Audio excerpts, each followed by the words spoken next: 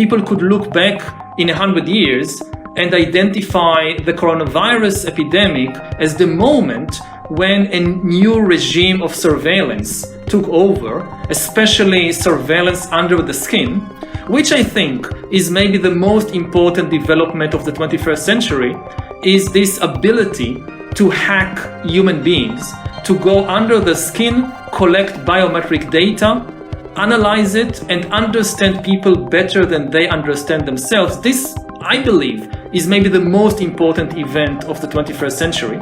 The moment when a system out there knows me better than I know myself. It's often said that you should never allow a good crisis to go to waste, because a crisis is an opportunity to also do good reforms that in normal times people will never agree to, but in a crisis you see we have no chance, so let's do it.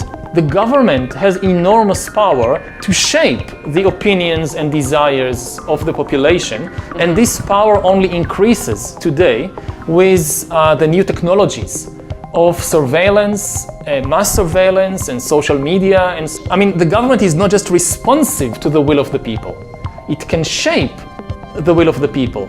And this really destabilizes the democratic system. We need to reinvent democracy for this new era in which humans are now hackable animals. You know, the whole idea that humans have, you know, they have this soul or spirit and they have free will and nobody knows what's happening inside me. So whatever I choose, whether in the election or whether in the supermarket, this is my free will, that's over. We need to come to terms with the fact that, no matter, again, this is where philosophy meets computer science and biology.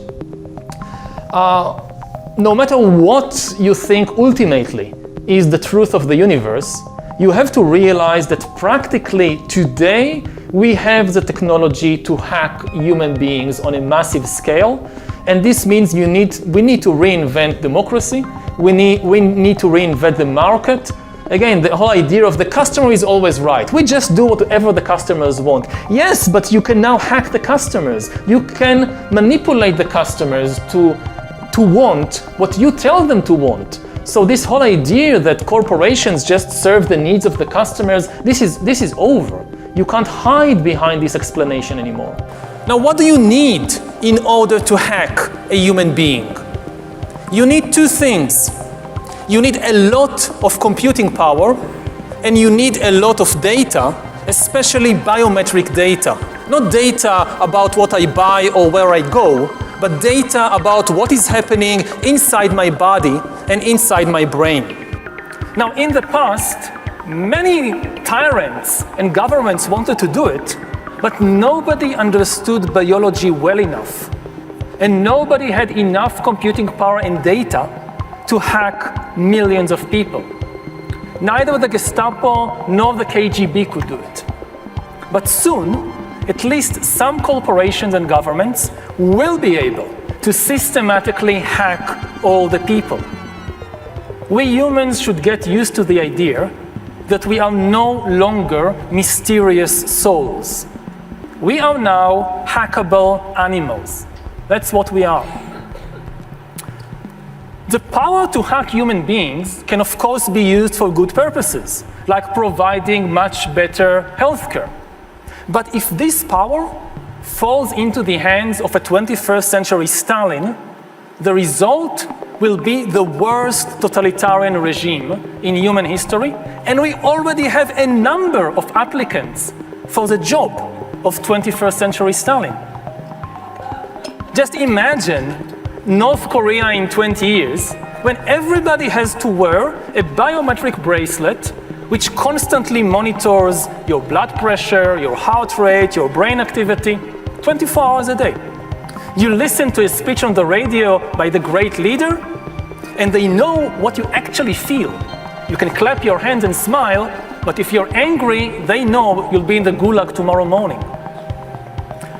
And if we allow the emergence of such total surveillance regimes, don't think that the rich and powerful in places like Davos will be safe. Just ask Jeff Bezos. In Stalin's USSR, the state monitored members of the communist elite more than anyone else. The same will be true of future total surveillance regimes. The higher you are in the hierarchy, the more closely you will be watched. Do you want your CEO or your president to know what you really think about them? So it's in the interest of all humans, including the elites, to prevent the rise of such digital dictatorships.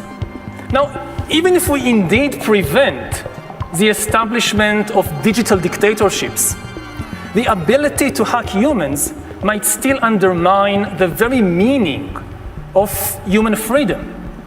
Because as humans will rely on AI to make more and more decisions for us, authority will shift from humans to algorithms. And this is already happening.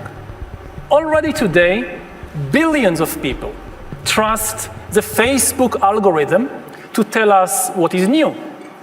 The Google algorithm tells us what is true. Netflix tells us what to watch, and the Amazon and Alibaba algorithms tell us what to buy. In the not so distant future, similar algorithms might tell us where to work and whom to marry, and also decide whether to hire us for a job, whether to give us a loan, and whether the central bank should raise the interest rate. And if you ask why you were not given a loan, or why the bank didn't raise the interest rate, the answer will always be the same. Because the computer says no. And since the limited human brain lacks sufficient biological knowledge, computing power, and data, humans will simply not be able to understand the computer's decisions. So even in supposedly free countries, humans are likely to lose control over our own lives and also lose the ability to understand public policy. Already now, how many humans really understand the financial system? Maybe 1%, to be very generous.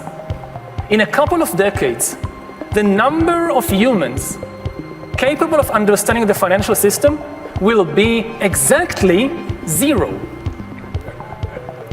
Now, we humans are used to thinking about life as a drama of decision-making. What will be the meaning of human life when most decisions are taken by algorithms? We don't even have philosophical models to understand such an existence. Finally, technology might disrupt not just our economy and politics and philosophy, but also our biology. In the coming decades, AI and biotechnology will give us godlike abilities to re-engineer life and even to create completely new life forms. After 4 billion years of organic life shaped by natural selection, we are about to enter a new era of inorganic life shaped by intelligent design. Our intelligent design is going to be the new driving force of the evolution of life. And in using our new divine powers of creation, we might make mistakes on a cosmic scale. In particular, governments, corporations, and armies are likely to use technology to enhance human skills that they need, like intelligence and discipline, while neglecting other human skills, like compassion, artistic sensitivity, and spirituality. The result might be a race of humans who are very intelligent and very disciplined, but lack compassion, lack artistic sensitivity, and lack spiritual depth. Of course, this is not a prophecy